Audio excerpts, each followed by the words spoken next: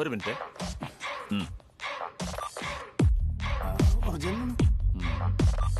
പിന്നെ നിങ്ങൾ പോകുമ്പോ ഇതുവഴി വന്നാലേ ഇതുപോലത്തെ 2 പെട്ട് സാധനം തന്നു വിടാം. എന്തിന്? ഒരു ധൈര്യത്തിന്. ഓ, വാടക തരേണ്ടി വരും. റേറ്റൊക്കെ ഞാൻ ഇപ്പൊ പറയാം.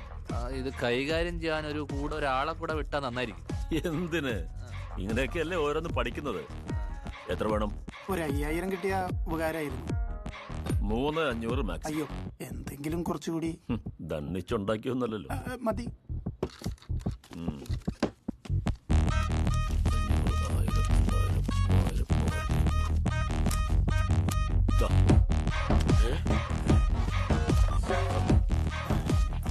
പിന്നെ പലിശ 16%.